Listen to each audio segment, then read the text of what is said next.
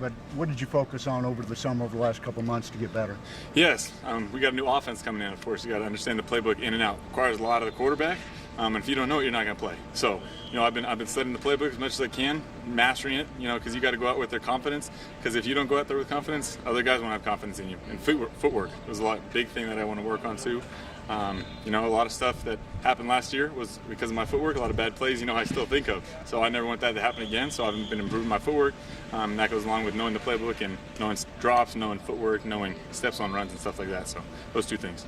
Obviously, Mike Bobo, new offensive coordinator. Just talk a little bit about what he brings that's a little different. Yeah, he requires a lot of you. He requires near perfection because if you're not at perfection, the whole offense is messed up. You mess up one thing, here or there, it's wrong. So he demands perfection, and he's a really, good guy off the field. He talks to you about devotionals. He talks to you about a lot of good stuff. Talks to you asks about your family. But when it comes to football time, we're full go. We're fully invested.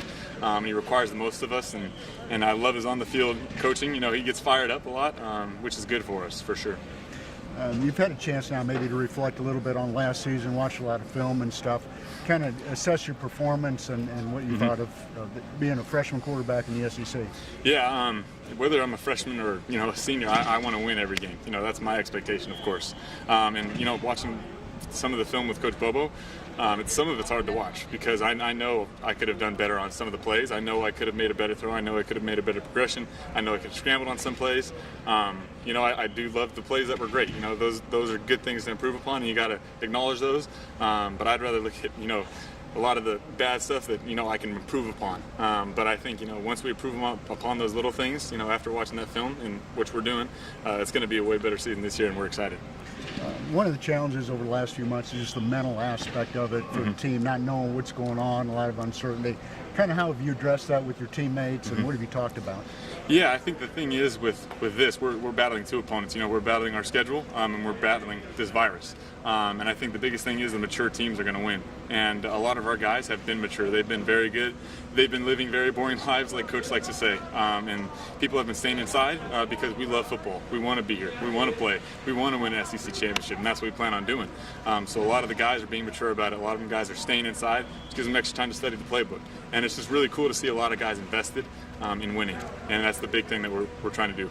And one of those things you've touched on in social media, you've been out there a little bit, and we want to play part of it. Why was that important to get your message out there? Yeah, I actually am off. I'm off social media for fall camp now. I deleted all those apps because it just felt good to get off it. Don't need to be. But before that, if I have a platform, why not use it? Why not use it like all these other guys are using it? And if one person looks at my tweet that has an influence on the decision to play, for even if it's for us for another conference, I want to be able to help if I can. How cool was it to find out that ESPN won an Emmy for the 30 for 30? That was pretty special. I mean, it was crazy because I was sitting at I live with my brother here in Cola now because I was staying with my parents, and my mom and dad called me, and I didn't even know the Emmys were on. And my mom called me, and she goes, "Hey, Ryan, guess what?" I'm like, "What's up?" She's like, "Put it on speaker." And I was like, "Okay." She's like, "We just won an ESPN Emmy for Helinski's Hope on the E6." And I'm like, I grew up watching that as a little kid. I grew up watching all of those things with Tyler and Kelly and all those things. So it was just really special for sure to see it get recognition. So it was very cool.